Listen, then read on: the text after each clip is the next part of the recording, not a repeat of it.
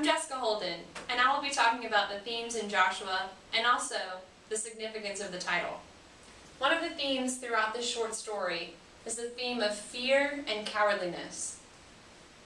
Joshua's parents are arguing throughout the story. Here the mother says, "You just plain scared." The father says back to her, "I ain't scared of nothing a man ain't got to be scared of, ain't got cause." So he's showing that he is scared of things that are common for a man, trying to take care of his family. He doesn't handle his fears very well, however. One of his fears is going out into the water. In the beginning of the story, the readers see a glimpse of how close the war is to their home. One of the men is killed by a U-boat, and after that incident, Joshua's dad is afraid of going into the bayou and gathering fish for his family. Instead of facing his fears, however, he drinks to cope with it all.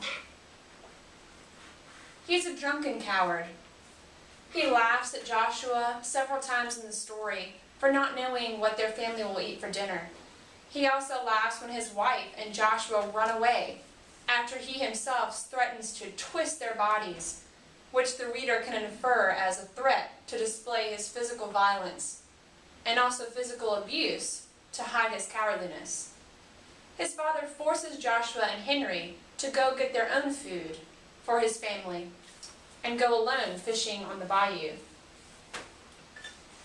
Henry admits that he is afraid of snakes, and Joshua, wanting to prove his bravery, claims he most certainly is not. Joshua is afraid of death. He has recurring nightmares throughout the story about U-boats, death, and the war coming to kill him in his sleep. He often wakes up shaking with fear. As you see in this picture, he's clearly afraid of death coming and taking him by surprise. The title of this story is significant. Joshua in the Bible succeeded Moses in leading the Israelites. Some people may say, so what? What's the big deal? But let me remind you of Moses' biblical resume. Moses parted the Red Sea. The middle line was dry. The two sides had raging waters both beside the dry land. If you could picture being in an aquarium with water and all of these animals, these sea animals around you.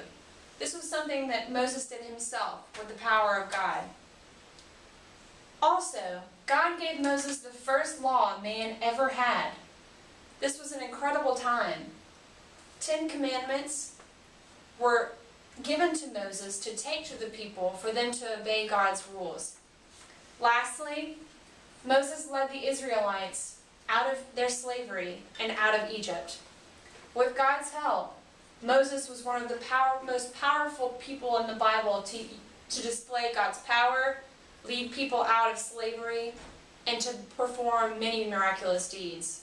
So obviously, when Joshua is the next in line, there's an enormous amount of pressure to live up to this incredible legend.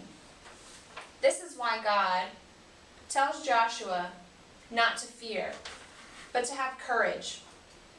He was afraid of his new responsibility upon him. God repeats 4 times in the story to Joshua, be strong, be courageous. Because even though he had big shoes to fill, or sandals, he knew that God would give him the power to do it. Joshua in our story lives up to his name and his ultimate courage as he pulls off the leather jacket off of the corpse in the bayou.